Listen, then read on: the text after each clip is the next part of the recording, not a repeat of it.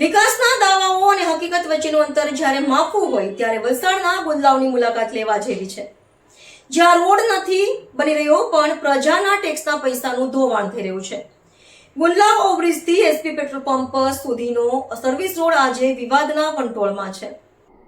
ગુંદલાવમાં રોડના નામે ભ્રષ્ટાચારનો ડામર, હાથથી ઉકળતા રોડ જોઈ જનતા સ્તબ્ધ.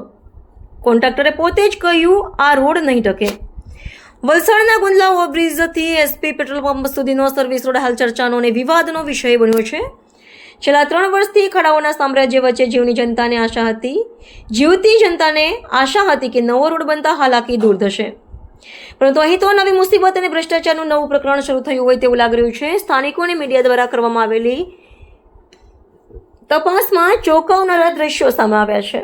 મજબૂતીના મોટા દાવો વચ્ચે બની રહેલો આ નવો રોડ એટલો નબળો છે કે તેનું ડામરનું પડ માત્ર હાથથી જ ઉખેડી રહ્યું છે.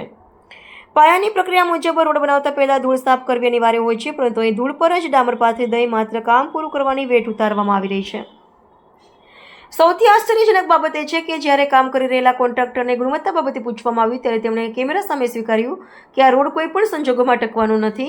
જ્યારે બનાવનાર પોતે જ રોડની આયુષ્ય પર સવાલ ઉઠાવતો હોય ત્યારે તંત્રના એન્જિનિયરો અને સુપરવાઇઝરોની મૌન સહમતિ સામે અનેક સવાલો ઊભા થઈ રહ્યા છે.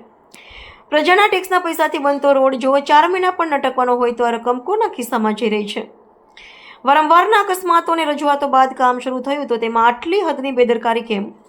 ઉતાવળે કામ પતાવીને જનતાની આંખમાં ધૂળ નાખવાનો પ્રયાસ થઈ રહ્યો છે. જો આ રોડના મટીરિયલનું લેબોરેટરી ટેસ્ટિંગ કરવામાં આવે તો તે 100% ફેલ જશે. આ રોડ માત્ર 4 મહિનાનો જ મહેમાન લાગે છે. સ્થાનિકોમાં ભારે રોષ જોવા મળી રહ્યો છે. લોકોની માંગ છે કે આ ભ્રષ્ટાચારની તટસ્થ તપાસ કરવામાં આવે અને જવાબદાર અધિકારીઓ તેમજ કોન્ટ્રાક્ટર સામે કડક કાર્યવાહી કરવામાં આવે. શું વહીવટીતંત્ર જાગશે કે પછી જનતાને ફરીથી એ જ જોખમી ખાડાઓમાં વાહન ચલાવવામાં મજબૂર થવું પડશે? નમસ્કાર મિત્રો, હાલમાં હું ઊભો છું એચપી પેટ્રોલ પંપ ગુંદલાવ.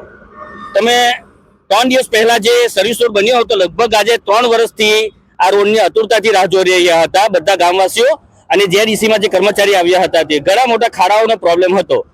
તંત્રએ એટલી તો ઈચ્છા પૂરી કરી કે લગભગ આ રોડ કમ્પ્લીટ થઈ ગયો છે, પણ તમે રોડનો ભ્રષ્ટાચાર જોઈ શકો છો હાલમાં કે આ રોડની શું દશા છે.